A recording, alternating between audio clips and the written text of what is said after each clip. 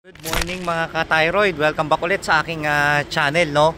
Ngayon, pag-usapan naman natin, sino-sino ba yung mga taong dapat iwasan kung ikaw ay nakakaramdam ng anxiety, panic, o kaya ng depression, no?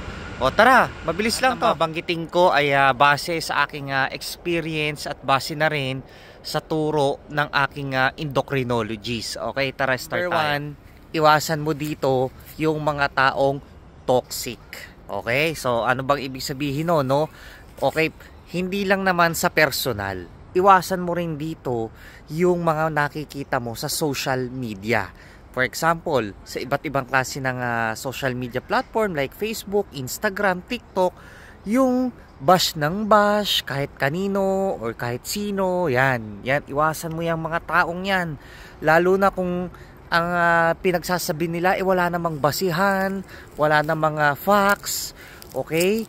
For example, yung mga corrupt officials, ipagtatanggol pa nila. So, nakaka-toxic pakinggan. No, nakaka-trigger yan ng ating anxiety, ng anger, ng depression. Hanggat maaari, i-unfollow mo yan, alisin mo na yan sa social media mo, wala yang mararating, okay? Wala, hindi ka matutulungan yan, mas lalo ka lang lalala, no? Pagkakaroon ka ng galit, pag nagalit ka, tataas ang cortisol level mo, tataas ang stress mo sa katawan, tataas ang blood pressure mo, tataas ang heart rate mo, mabubuisit ka lang. Kaya iwasan mo yung mga ganyang katotoxic na na mga personality.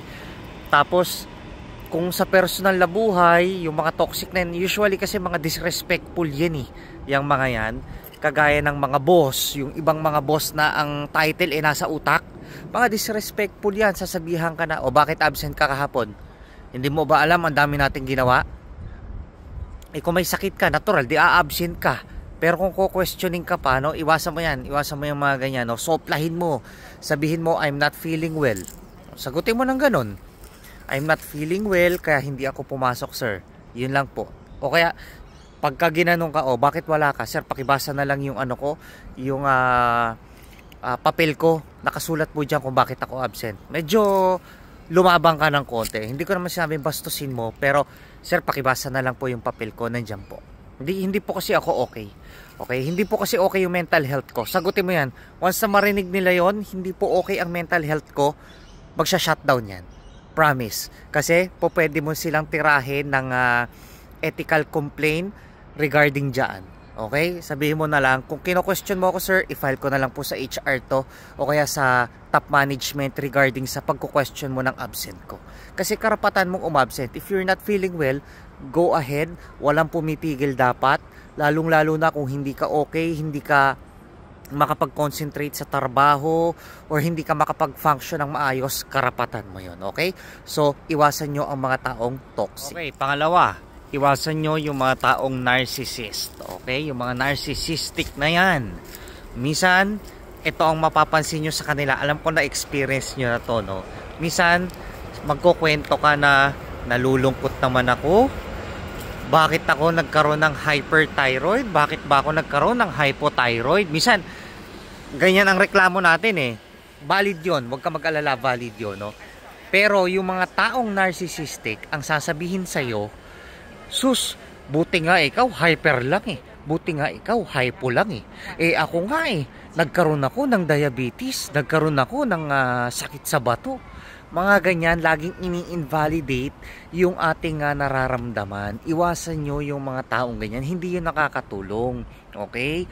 Kung ako ang makikinig niyan, ang sasabihin ko sa'yo, nagkaroon ka pala ng hyperthyroid o ng hypothyroid, may maitutulong ba ako sa'yo?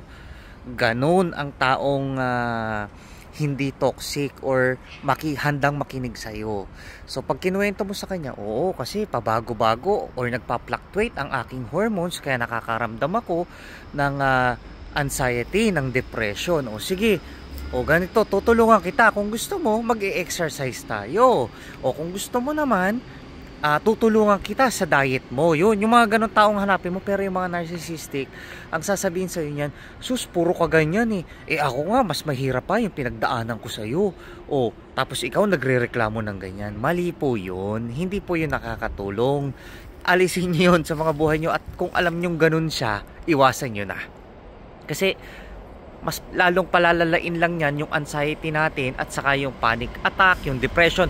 Mas pinapakain mo pa ang depression, anxiety mo ng mga ganong o pag-uugali. Hindi po yun nakakatulong, mas lalo lang lalala po yan.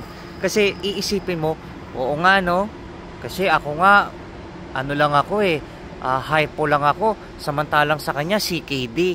Hindi mo naman dapat ikumpara yun. Kung ang nararamdaman mo naman talaga lungkot or emptiness, loneliness, valid po yung nararamdaman mo. Okay? Walang ano yan, walang kumparahan. Kumbaga, kung ang nararamdaman mo ganito, it's fine. Okay? Valid ka. Yun yung tatandaan mo. Pero kung ang makakausap mo yung mga narcissistic na, ako nga ang pakiramdam ko, lagi akong mamamatay kumpara sa nararamdaman mo. Ikaw, thyroid lang ang problema mo. Ako, diabetes ako. Ganon.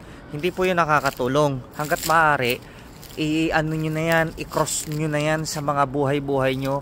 Okay? O kaya, ang panglaban dyan, tapatin mo siya. Ikaw, ganyan ka. Ako, ito yung nararamdaman ko. Ganunin mo. Ang isasagot sa'yo niyan, nga, sinasabi ko lang, sagutin mo rin, sinasabi ko rin sa'yo at hindi ako nakikipagkumparahan.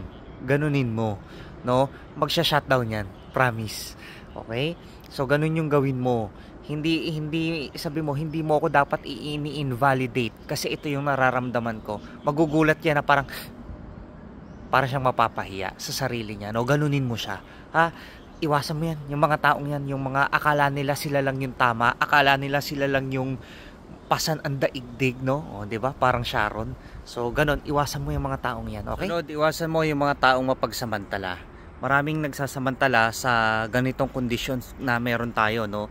Kasi sabi ko nga sa inyo, andyan yung anxiety, yung depression. Alam niyan kung nagsasamantala o hindi, no?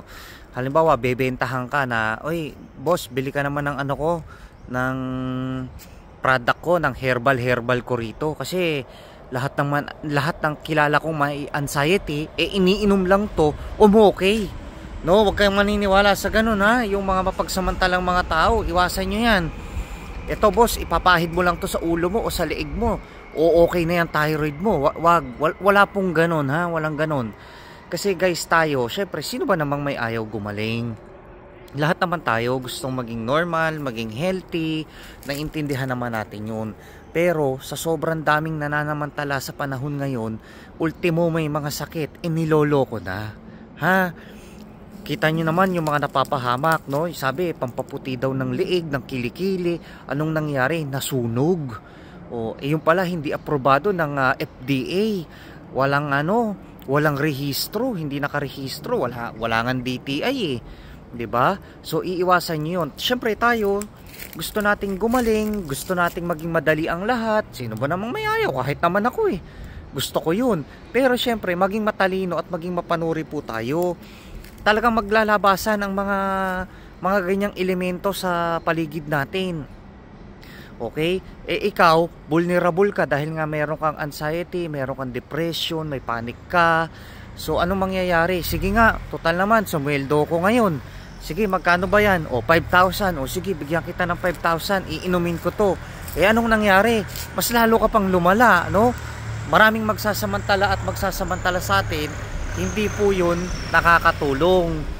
Ang mangyayari pa niyan, baka imbis na hyper or hypo lang ang sakit natin, baka madagdagan dahil dun sa pang-uuto o sa ibinenta sa atin nung kung sino man yung manloloko, no? So hindi po siya makakatulong sa atin, ha? Kaya hangga't maaari maging mapagmatsyag, maging tayong mapanuri kasi once na i-take mo yung produkto na yan at nagkaroon ka ng problema, paano mo yan hahabulin? Kanino mo yan irereklamo? Kung sabihin lang sa'yo ng police or ng DTI, ng FDA, hindi naman nakaregister sa amin yan okay, sige, paano? Di goodbye na yung 5,000 mo, goodbye pa yung good health mo, no? So possible yun na mangyari. Kaya yun, iwasan mo yun, yung mga taong manloloko. Hindi lang sa lab may manloloko, pati sa health, pati sa environment natin, sobrang dami. Kaya yun ang payo ko, iwasan mo yan, yung mga ganyan, no? Better pagpa-check up po tayo, better kausapin po natin yung mga doktor natin, okay? Kasi guys, aminin na natin sa hindi, wala pong shortcut. Lahat nasa process, lahat kailangan nating pagdaanan, lahat kailangan nating i-endure. Okay? Alam ko naman kayang-kaya natin yan. Okay? So, paano? Thank you for watching. So, paano sa guys, no? Hanggang sa susunod na video ulit. Salamat sa panonood. Sana nakatulong to sa inyo. Basta tandaan nyo lang yung mga payo ko sa inyo. Iwasan nyo yan, yung mga ganyang klase ng tao. Hindi po makakatulong sa atin yan. Ha? Okay? So, huwag kakalimutang magdasal. Lagi po tayong tumawag sa Panginoon at hindi niya po tayo pababayaan. Okay? So, paano? Happy Wednesday and good morning.